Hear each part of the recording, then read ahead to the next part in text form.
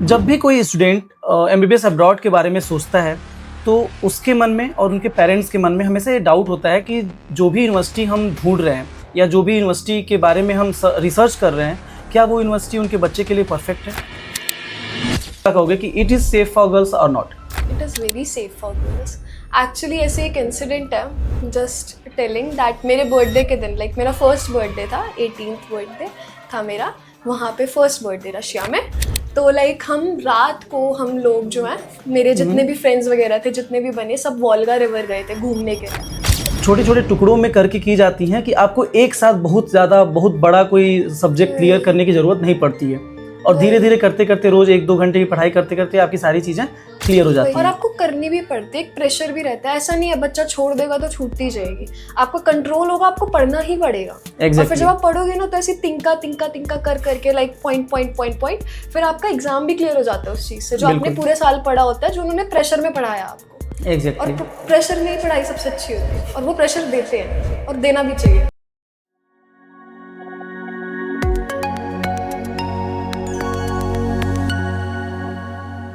Hello everyone, I am Dr. Raj, currently working as a junior resident in Rajiv Gandhi Cancer Institute, a foreign medical graduate।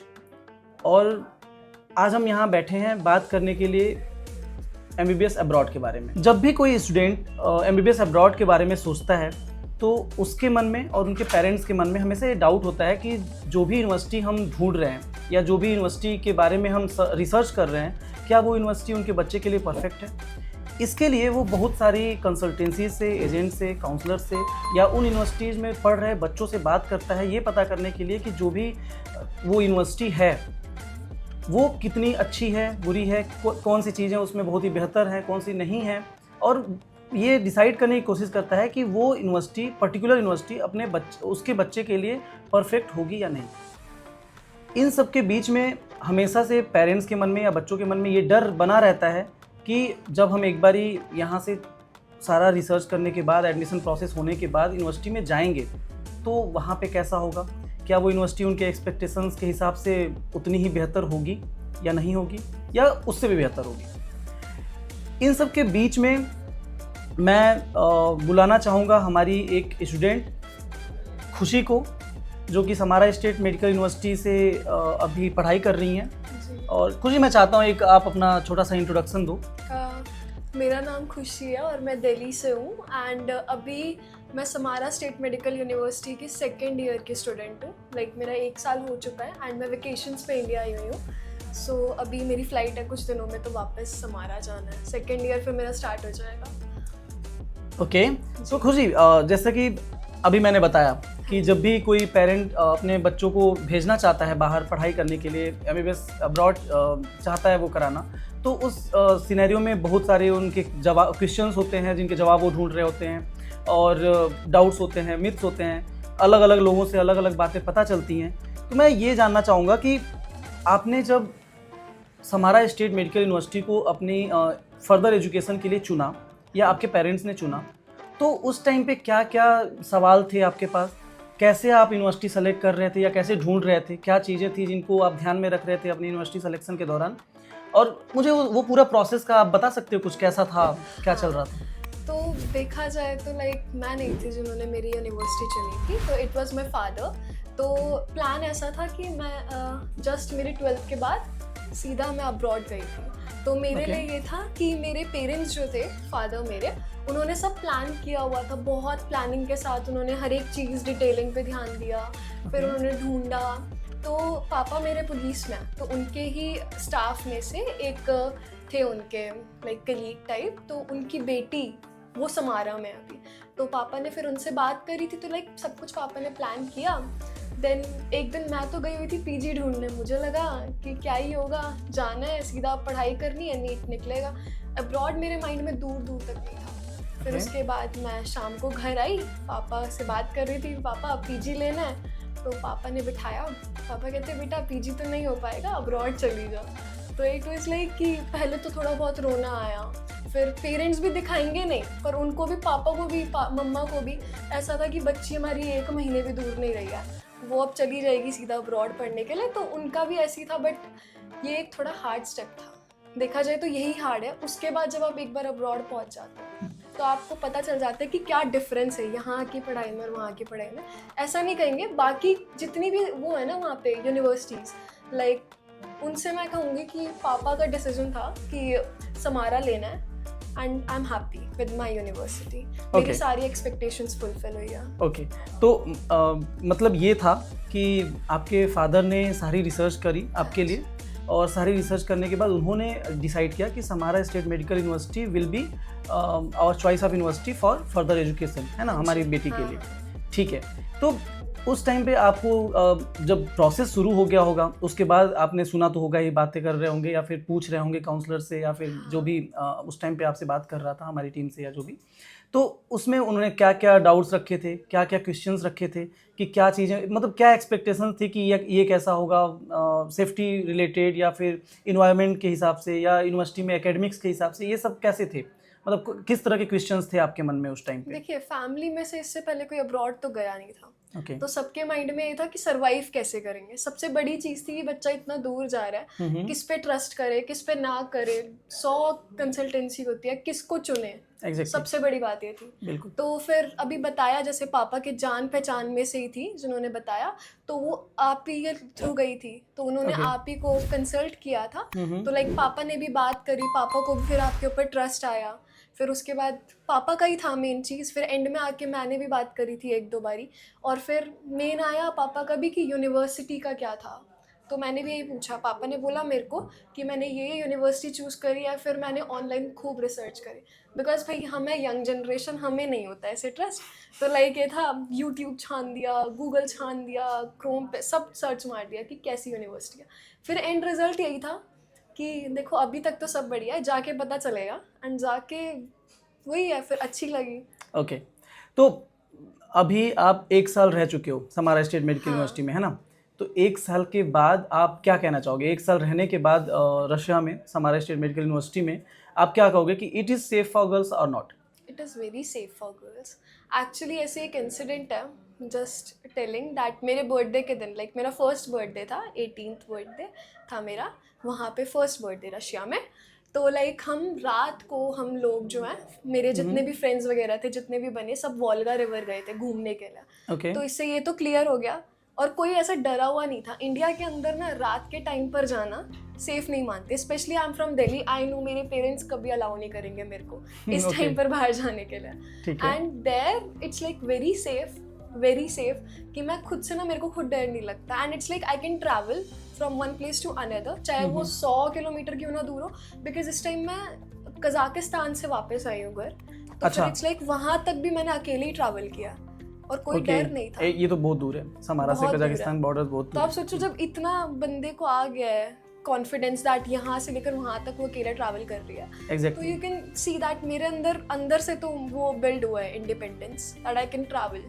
Okay, ये तो बिल्कुल समझ में आ गया, और हम भी यही हमेशा बताते हैं, पेरेंट्स को यही समझाने की कोशिश करते हैं कि it is safe, it is very safe. आप जो बातें चलती हैं उस पर ना जाओ, ठीक है, इट इज़ सेफ। बच्चा एक बार जब जाता है ना, जाने के बाद उसको खुद दिखता है, खुद पता चलता है कि इट इज़ सेफ। और मैं एक और चीज़ पूछना चाहूँगा, अभी रशिया में रहते हुए आपको 1 साल पूरे हो गए हैं, तो वहाँ के लोग कैसे हैं, मतलब हाउ वेलकमिंग दे आर, या फिर किस तरह से वो बिहेव करते हैं टुवर्ड्स फॉरेनर्स या इंडियंस स्पेशली, अगर मैं पूछना चाहूँ तो?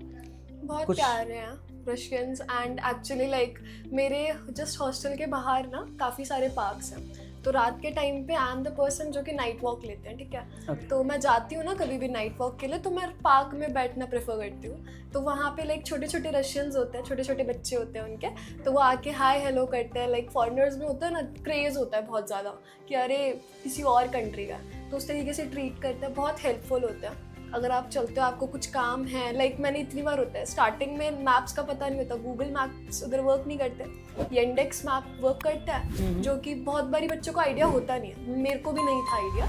तो वहाँ जाके लोगों से भी हेल्प लेती थी ना मैं, लाइक उनको कौन सी इतनी अच्छे से इंग्लिश आएगी, थोड़ी बहुत पूरी हेल्प करने की कोशिश करते हैं। इतनी बार इशारों में जो वो बताते हैं, 60 year old lady is trying, उसका येंडेक्स है, वो मेरी हेल्प कर दे, जबकि ऑब्वियसली सब इतने बिजी हैं अपनी लाइफ के अंदर, और उधर तो कोई भाव भी ना दे जिस हिसाब से वो एजुकेटेड हैं, जो उनका मैनर्स वगैरह, but they are good in that thing. Exactly, बहुत अच्छे हैं रशियन पीपल, वो हमेशा ही प्यार देते हैं, प्यार करते हैं बहुत। और हमें एज अ फॉरेन स्टूडेंट वो बहुत मानते हैं, केयर करते हैं, केयरिंग होते हैं। अगर हमारे साथ कोई इवन अगर कुछ होती भी है ऐसी चीज़ें जो उनको लगता है कि ये सही नहीं है, तो वो खुद आगे बढ़ करके आते हैं और हमें हेल्प करके समझाते भी हैं। एग्जैक्टली। ठीक है, अगर अभी आपने बोला कि आपके हॉस्टल के नियर बाई, तो हॉस्टल की बात कर लेते हैं थोड़ी सी। कैसा है हॉस्टल? हॉस्टल बहुत अच्छा है, सस्ता है, बहुत सस्ता है।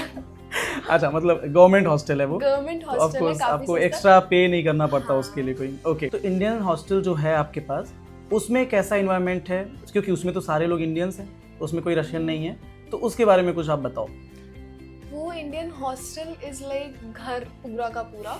क्योंकि ऐसा होता है, आप जब बाहर की कंट्री के अंदर हो और आपकी language is a very big thing, okay, तो बाहर की कंट्री के अंदर आधे से ज़्यादा जब आपको अपने लोग मिल जाएं, तो इट्स लाइक मेरा hostel is a heart for Indians. वहाँ पे सारे इंडियंस रहते हैं आपस में, जो भी चीज़ होती है सबसे पहले तो बच्चा वहाँ जाएगा और उसके बाद अपने सीनियर्स का हाथ पकड़ लेगा, वो हो जाएंगे उनके मम्मी पापा। फ्रॉम देयर जैसे मम्मी पापा के लिए रिस्पेक्ट होती है, खुद से उनके लिए रिस्पेक्ट निकलती है, क्योंकि उन्हें हमसे ज़्यादा एक्सपीरियंस है। तो मेरे साथ यही हुआ था जब मैं गई थी। मैंने बताया कि ऑलरेडी एक दीदी थी, वो सीनियर हो गई। बाकी हॉस्टल के अंदर जितने भी थे, जितने भी सीनियर्स थे, सब ने अपना 100% एफर्ट दिया है कि जो भी हमारे जूनियर्स हैं उनको दिक्कत ना हो, बिकॉज वो रिलेट करते हैं। क्योंकि हम जब जा रहे हैं पहली बार, वो भी कभी ना कभी एज ए नए नए बच्चे गए होंगे अब्रॉड में, उनका भी पहला एक्सपीरियंस होगा, तो वो अपनी साइड से ना पूरा एफर्ट देंगे कि आप घर जैसा फील करो। तो इसका मतलब अगर मैं ये पूछूं कि जिस तरह की चीज़ें हम मेडिकल लाइन में हैं, तो मेडिकल लाइन में थोड़ा सा सीनियर जूनियर ये वो है, ऐसा रहता है चीज़ें, तो वो सारी चीज़ें आपको मतलब जो चीज़ें यूजुअली फेस करनी पड़ जाती हैं इंडिया में या फिर और कई जगहों पे, वो आपने कभी फेस नहीं की? हाँ, मैंने सुना है बहुत सारे ऐसे इंडियंस है ना जो यहाँ से मेडिकल कर रहे हैं इंडिया से, तो फिर उन्होंने मेरे को यही चीज़ बोली है सबने कि सर बुलवाते हैं, ज़बरदस्ती पकड़ते हैं, मारते पीटते हैं, मतलब एक तरीके से रैगिंग अच्छी खासी चलती है बहुत वहाँ पे। मतलब अगर डायरेक्टली वर्ड यूज करें कि रैगिंग इज देयर और not? No, not at all. और अगर आपको कोई प्रॉब्लम भी है ना, देयर आर सीनियर्स, उनको बोल दो एक बारी, फिर वो खुद देख लेंगे क्या दिक्कत। और ऐसे वैसे कभी कोई प्रॉब्लम नहीं आती इस बारे में। जितना प्यार से बात करोगे उतना प्यार से वो हेल्प भी करेंगे, और कोई आपको ज़बरदस्ती नहीं बोलेगा कि आप भैया बोलो दीदी बोलो, भैया बोलो दीदी बोलो, आपके मुंह से निकलेगा भाई वो है ही अच्छा। Exactly. जब कोई हेल्प करता है तो यही फील होता है ना। क्योंकि हम जब एक अपनी कंट्री छोड़ करके दूसरी कंट्री में जाते हैं और उस कंट्री में जाने के बाद एक अलग अलग जगहों से, अब इंडिया में भी अलग अलग स्टेट से लोग जाते हैं, अलग अलग डिस्ट्रिक्ट से लोग जाते हैं, और वो सारे जाकर के वहाँ पे फिर ये नहीं रह जाता कि कौन गुजराती है, कौन मराठी है, कौन बंगाली है, कोई ये नहीं देखता है। वहाँ पे सारे जा करके एक एज अ इंडियन बिहेव करते हैं और सबका ये रहता है कि हाँ हम इंडियंस यहाँ रहते हैं, ठीक है। और बहुत सारी चीज़ें ये भी मायने रखती हैं कि आप भी बाहर में कैसे बिहेव कर रहे हो, क्योंकि आप भी जब कुछ बाहर में करोगे तो वो ऐसे ही देखा जाएगा कि हाँ उन इंडियंस ने ऐसा किया, कोई ये नहीं कहेगा वो मराठी था, गुजराती था। तो इन सब चीज़ों का ध्यान रखना होता है। आप अभी 1 साल कंप्लीट करके वहाँ से आ गए हो, ठीक है। अभी कब है आपकी टिकट, कब है दोबारा वापस जाने वाली? मेरी अभी 16 सितंबर को है टिकट। मैं 16 जून में आई थी। ओके, डिपेंड करता है, 2 महीने की ऑलमोस्ट छुट्टियां होती हैं अप्रॉक्स। तो मेरे डिपेंड करेगा ईयर के ऊपर। लाइक फर्स्ट ईयर के एग्जाम्स खत्म हो गए थे मिड जून तक, तो मेरी टिकट आई गेस होंगी 20 जून तक की। तो 20 जून से 16 सितंबर तक का भी रहा है, मतलब 2 से 2.5 महीने का लगभग आपको वैकेशन मिला है। तो मुझे एक चीज़ बताओ, अब छुट्टियों की बात हो ही रही है, वैकेशंस की बात हो रही है, तो एकेडमिक्स के बारे में पूरी बात कर लेते हैं। हाँ। कि आप अभी इंडियन करिकुलम में पढ़ते थे, इंडियन जो करिकुलम है हमारा यूजुअली 10th-12th तक, उसमें आप थे, और फिर आपने शिफ्ट किया रशियन करिकुलम में फॉर योर मेडिकल। तो अभी क्या लगता है, कैसा है वो, कितना पसंद आया या नहीं पसंद आया?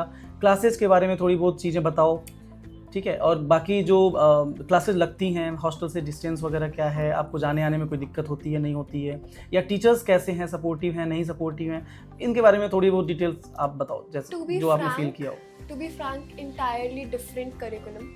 आपके क्लासेस इंडिया में होता है, कॉलेज में एक ही जगह होती है, पूरा एक ही कैंपस होता है। वहाँ पे ऐसा नहीं है, वहाँ पे दूर दूर आपके सिचुएटेड होते हैं, एनाटॉमी का अलग, बायो का अलग।